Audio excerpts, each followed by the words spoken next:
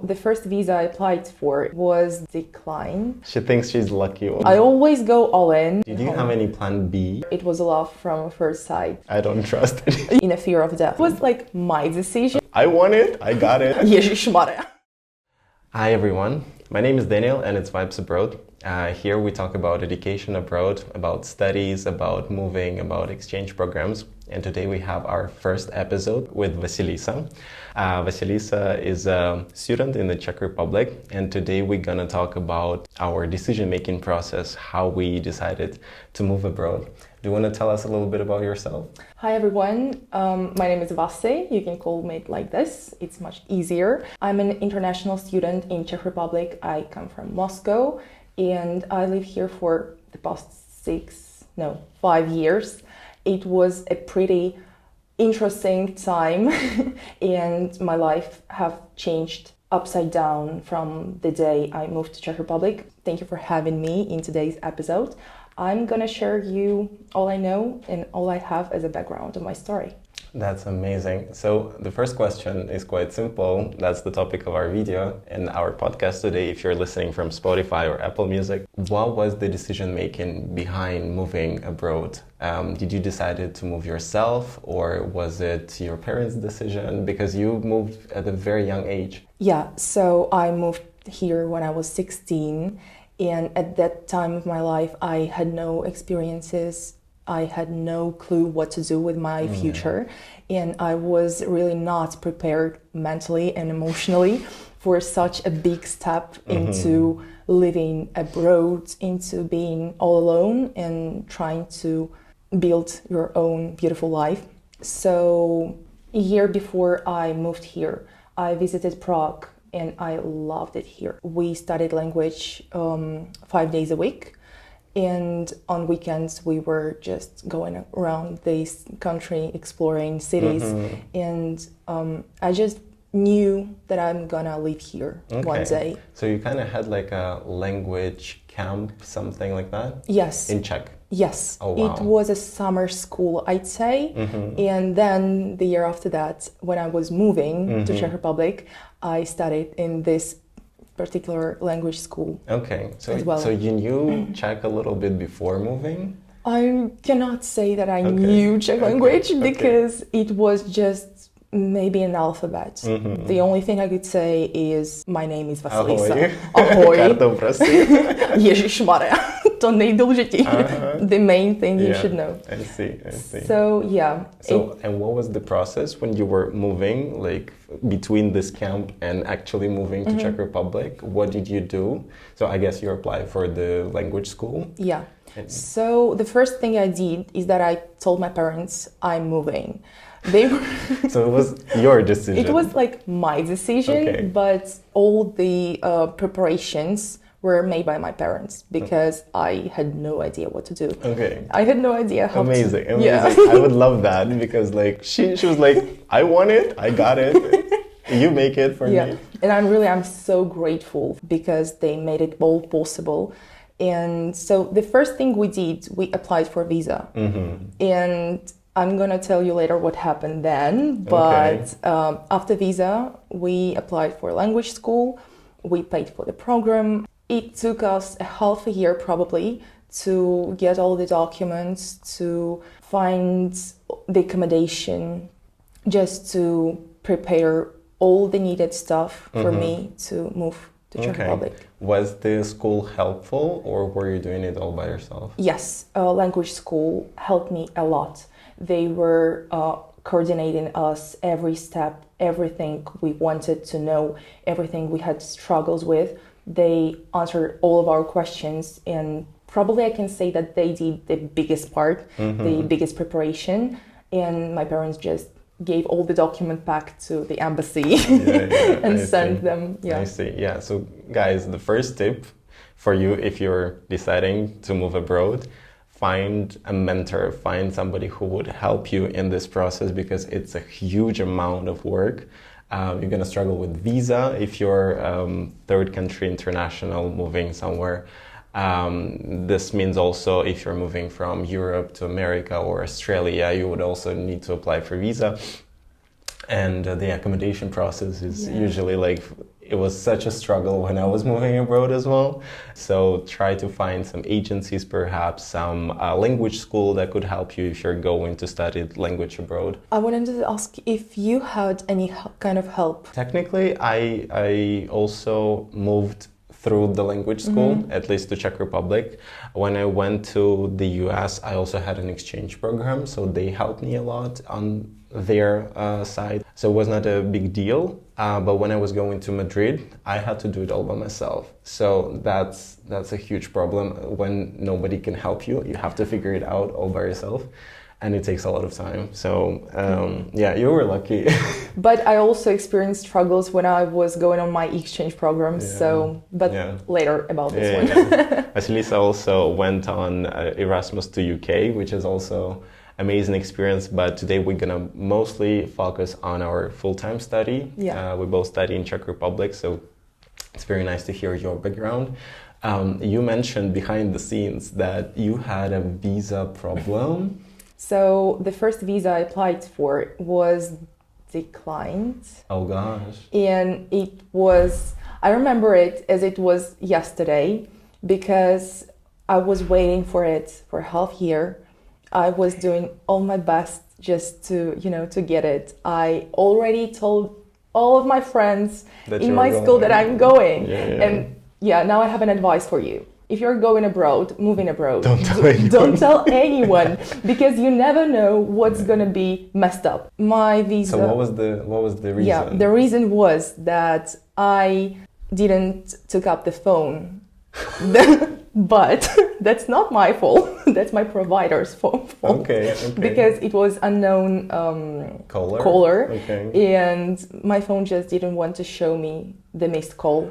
And I found out that they called me when I was informed that my visa is declined. So. Okay, but did you have a tracking number for your visa when you applied? No, it was interesting because I had. You had? Yeah. No, we didn't have this one. I remember that I had an email that my visa is preparing and something's going on. Is in the process. But I could not check on a website that something's happening. Okay. So I found out that my visa was declined on the day when my close friend had a prom. And after a whole day full of really nice activities, being happy, I received this bad news, email. And I was not happy. I was crying for 4 hours probably before I went to bed. I'm so sorry. Yeah, but that's all right. She's here. Yes, I'm here, and nothing is wrong. Yeah, for me, when I applied for Czech visa, I had this number of application, and then I had this Telegram bot that was tracking the visa process. So I just had notification your visa is in the process, your visa is accepted. And as soon as I had that it was approved, I was okay, so I should contact the embassy. Turns out they already contacted me by mail. They were okay, so you need us to send your passport with the insurance, and then you get the visa and blah blah blah. So I had it pretty simple. But how did you solve it? You applied for it again? It's a long story, but shortly I applied for a short-term visa. It was a one-entry visa, and I came here for 3 months. Okay. First time. Also for studies. Also for studies. Okay. I participated in my classes. I took my language classes. Everything was okay, but I had to go back home and apply for another visa. So you could not extend your stay here in Czechia? No, because it's a short-term visa, and you cannot extend it as we do with our long-term visas. So because it was more for people who want to go for a camp, for a language school, as I did the first time. The main question, why Czech Republic? So as I mentioned before, it was a love from first sight. I just enjoy everything that is here. I love people, I love the language, which is not really common. I have a lot of friends here, and I just have all of my life in this country, and probably it was meant to be, I'd say, because from a very young age, I just knew that I'm not going to stay in Russia, that I'm going to live somewhere, but at that age, I thought it's going to be America, but no, it's a Czech Republic, and it's... For me, was America my first country. I'm happy for you. Not from... But for me, it was also hard to get used to the local culture. For you as a Slavic person, was it easier to integrate into Czech society or not? Was it hard for you to learn the language? And what is the main difference between those two countries for you in terms of Slavic culture? Is it that different? Or because many people say oh, Czech Republic, Russia, they are similar, familiar, but in reality, it's not really. Yeah. So what are the differences?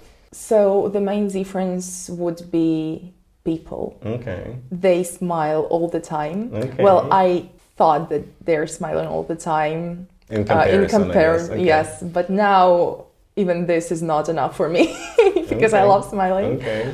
Language was pretty hard, but just in a way that I needed to have a good pronunciation. So this was the biggest struggle, probably. And also, of course, I was trying to live an adult life when I was a teen.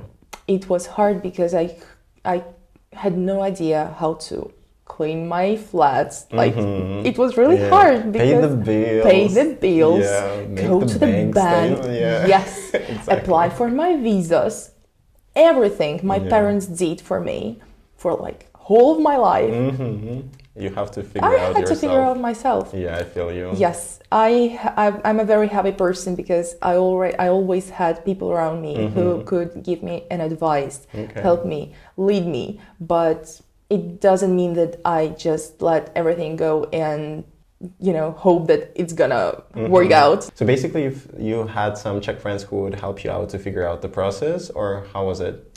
No, I had my first Czech friends on the third year here. Okay. And before that, I had friends from different post-Soviet Union countries. Okay, so you basically spoke Russian with them. Yeah, I spoke Russian, but I was trying to become fluent in Czech. Yeah. It was pretty hard. Yeah, for me as well. Yeah, that's not the easiest. Yeah. So another tip for you guys, if you're moving abroad, and you have this language barrier and you avoid going outside, which could happen. For me, it happened in Spain as well, because I didn't speak Spanish and people don't really speak English there as well. So when I was going out, I was okay, so I struggle a lot. So I've also tried to find out people who would be from my country speaking my language.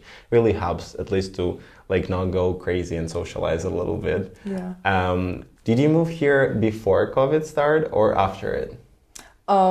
I got my second visa on the 5th of January, which is a month before COVID started. 2020? Yeah. Oh gosh. The problem was that the week when the COVID started and when all the airlines were cancelled, everything was just in a chaos.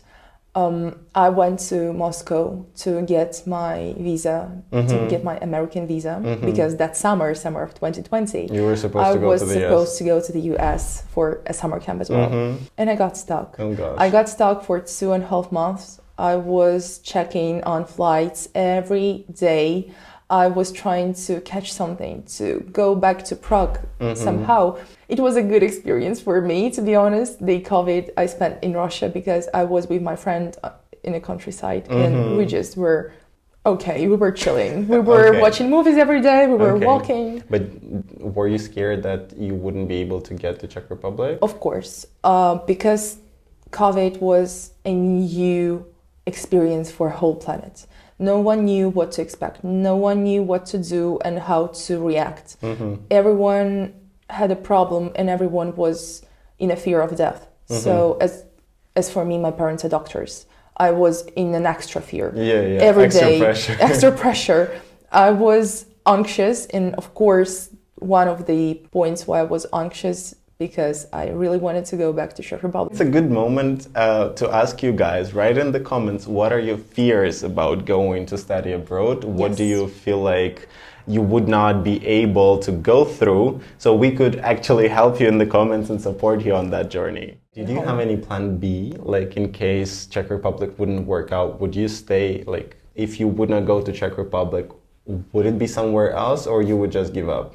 I have no idea, to be honest, because I'm not a person who has plans B. I live in today. That's a bad advice. That's a bad advice. Do not listen to this. But I'm just the kind of person who cannot think about that something's gonna be wrong. Mm-hmm. I always go all in. I always trust the process, and I trust the... I don't trust it. Yeah. That's probably crazy. That's probably not okay and childish. But I just like to think that my life is safe and my future is safe. She thinks she's the lucky one. Yes. Well, she's the lucky one. She's here. Yes, because, I always do my best. And why won't it work out? Okay. Yes, of course, sometimes it can happen. But why would I be sad and why would I think in a negative way? No, always think positive. Believe in yourself. Go for it. You're such a positive person. Did you ever have a feeling of giving up? Of course I do. Yesterday. But was it giving up about like studying abroad, like just going back to your country, or was it like giving up the university, or just something minor? I never have any thoughts about going back because this is my home. I spent here last 5 years of my life. I built my life here. I have friends, I have studies, I have work, I have flat, like everything is here in Czech Republic. I love Czech Republic. And I just do not consider going home as a good decision, just because when you make such a big step forward, you cannot give up and just forget about what you built. But what helps you personally to not have those thoughts? The thought of living in my home country because I don't know how life looks like there now. It's like I always compare it with like sand castles. When you're very small and you go on a beach with your family, like you build a sand castle with everything. Like you have this fundament, and then you build the towers, and then you build the walls. So your friends, your family, your routine is the sandcastle that you're building. And when you move to another country, you're leaving that sandcastle behind, and you're starting to build a new one. So you have no idea what happened with the previous one. It's really hard. And when you usually when you're a kid, when you're going to the same beach over and over again, you don't see that sandcastle anymore. It doesn't exist anymore. Yeah. Of course, sometimes I have this nostalgic thoughts and mood when perhaps you still have like friends. Of course. I always try to find this feeling, to catch all these sweet memories I have in my head. And sometimes I think about them when I have this nostalgic mood, but it doesn't exist anymore. I would say it's kind of like you're trying to focus mainly on the sandcastle you're building here, rather than on those previous ones that you built before. Of course. So another tip for you guys: if you made this huge decision of moving abroad, there is not really a way back. So. If you have this feeling like, I want to give up, I want to go back to my country, I don't belong here, maybe it's just a temporary thought and you can get over it.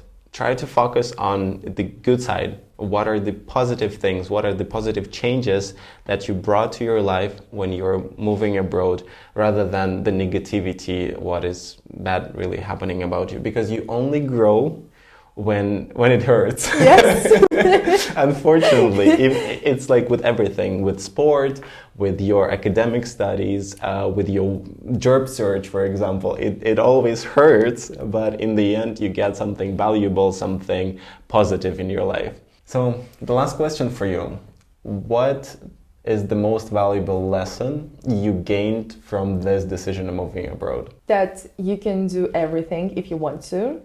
Always know your goal. Always try to find people. Both as a mentor and a supporter, I guess, as well. Yes. Like your friends, your teachers, your family members, they could always help you. Yes. Buy a good insurance. And do not think about giving up. Do not think about not making it. Just think about how happy you would feel when you reach your goal, and do your best for it. Gain as much information before moving away from your country. Gain as much knowledge from people around you that are older than you, that are more experienced than you. Just, I think the communication is the base of our life. So yeah, communicate with everyone. Ask as much questions as you can. I think like most of our fears go when we don't really know something. So gaining information is a valuable lesson as well. So thank you guys for watching or listening this podcast, wherever platform you're on. It's a pleasure to have such wonderful guests. Thank you so much for coming today. Thank you, Daniel, for having me. It was really nice. I enjoyed it. And for you guys, I wish an easy and nice experience with moving abroad. Thank you. So guys, if you have any questions regarding moving, regarding living or studying in a foreign country, please ask them in the comments, so in our future episodes we would be able to answer those questions. And don't forget to follow us on all social media, on YouTube, in Spotify, in Apple Podcast, and we'll see you in the next episode. See ya! Bye-bye!